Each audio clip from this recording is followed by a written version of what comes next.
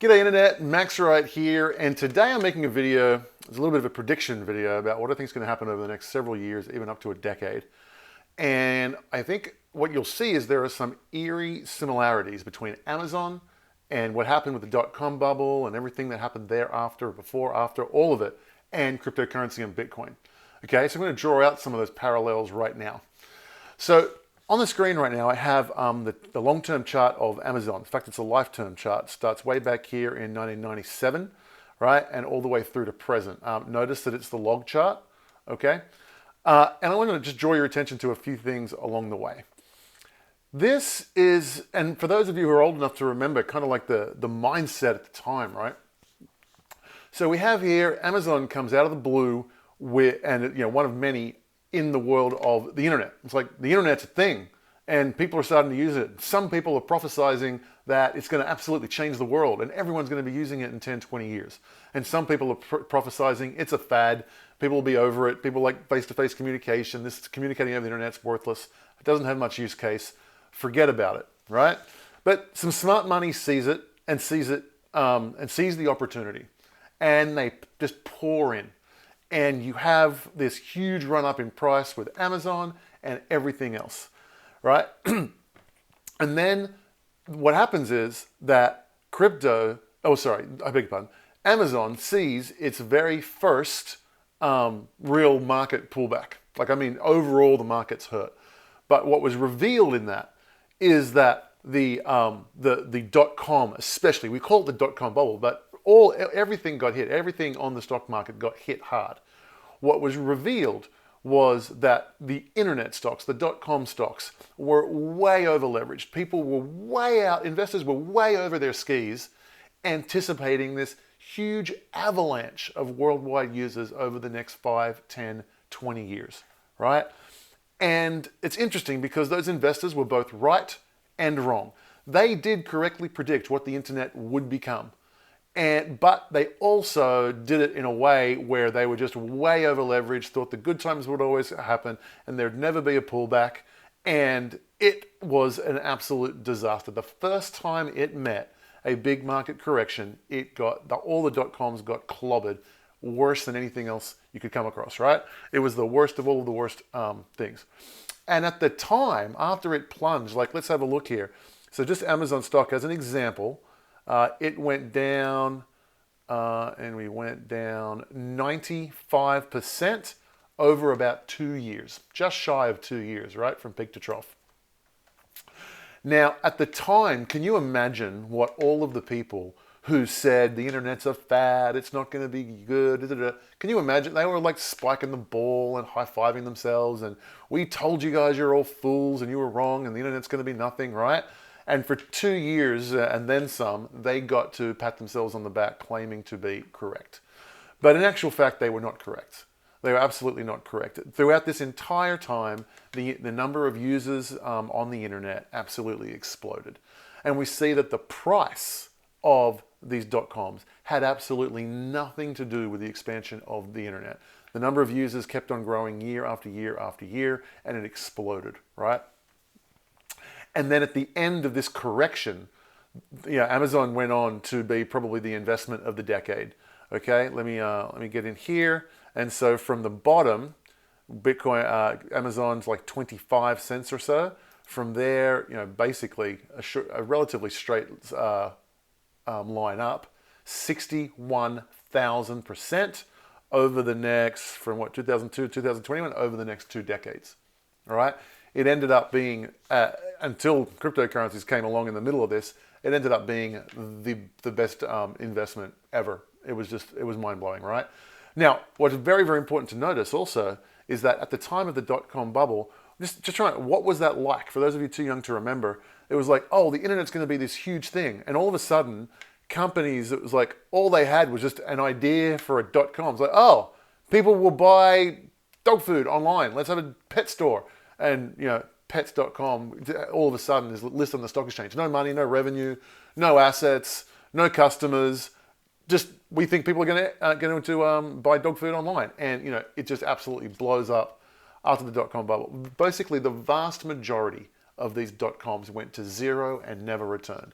a very, very small portion of the very, very best companies with the best leadership, with good cash positions, with good user base, with a good team to execute over the next several years of bear market. If you have all of the things right, then you come out the other end and it's just to survive. Because the predictors that the internet was going to be the next big thing were correct. You just had to survive. Amazon was one of those ones who survived. Okay, let's take a look at crypto. Now, what's very interesting, see, this was only a 3-year period. Let's leave that there.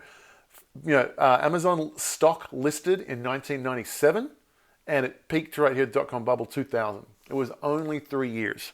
And it's easy to think there's a big difference between this and cryptocurrencies because Bitcoin came about 2009. It's been going for like 13 years, all right? But it's still the recession that we are about to see is still going to be, it's the first recession it has seen. So even though in the Amazon parable, it did it in 3 years, it got to this big dot-com collapse then, we're in the crypto situation, and it's the first time it has seen a big market unwind, which I think we're going to see over the next 6 to 12 months.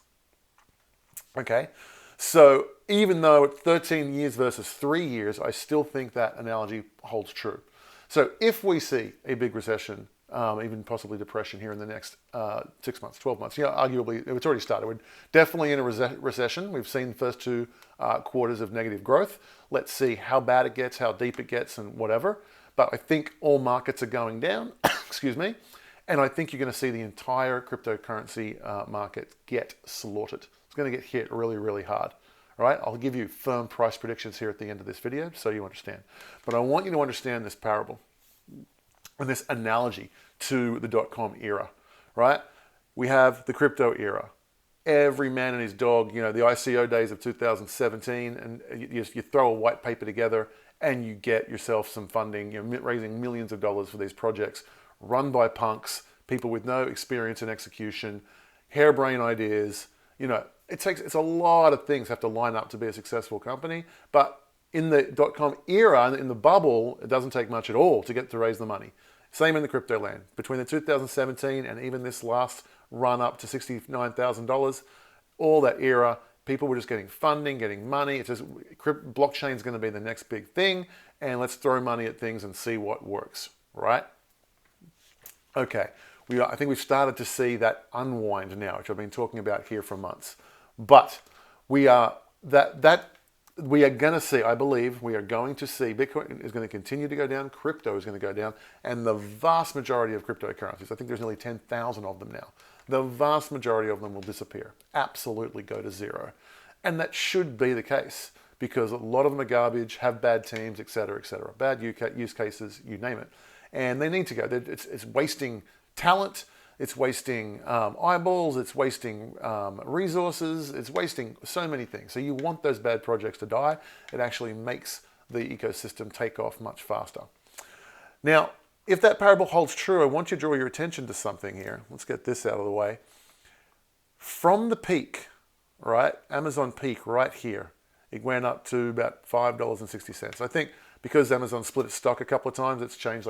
Amazon actually got to $100 back then, but they've split their stock so many times it now looks like it only went up to $5, but that's okay. It's all relative. So it went up to $5, it went down to 25 cents, and then it took how long from peak for it to reclaim its high? It didn't happen until 2007. It took 7 years for that process to happen, right? For it to reclaim where it was. Now, I think Bitcoin is going to go through a similar deal. When it is around for the next big global market crash, right? And I think it's on the doorstep right now. When it's around for that, it's going to go through this huge, huge haircut, 90% plus. We're already a good chunk of the way through it, all right? But something to know, it took Amazon 7 years. I think Bitcoin will do it in 5, at the latest, maybe 4, for it to go down, hit the targets I'm going to share with you at the end of this video, and come back up and reclaim $69,000. It'll be a 4 to 5 year period, all right? Bitcoin is leading everything down on the way down because it is it does lead things. It has a lot of foresight. Some of the world's smartest people are here in crypto, and it has a lot of foresight. You must have foresight to understand the significance of crypto over the next 10, 20 years.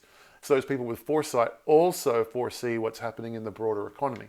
So crypto is leading us down, but as I predicted for many years, I've been talking about this for a while, crypto will lead us back out. Sometime in the next 6, 12, 24 months, Bitcoin will bottom at the target I'm going to share with you in a little bit, and then it will go on to be the investment of the decade. So it's been the investment of the decade, right? We're about to see huge parts of those gains just destroyed, and then it'll go on to be the investment of the decade again, just like Amazon was the investment of the decade right here, from 25 cents up to nearly $300 here by this chart. 69,000% return over the next couple of decades. But you've got to remember, things move faster now, right? This Amazon cycle moved so much faster than previous cycles. And the cryptocurrency cycle will move significantly faster than the .com cycle.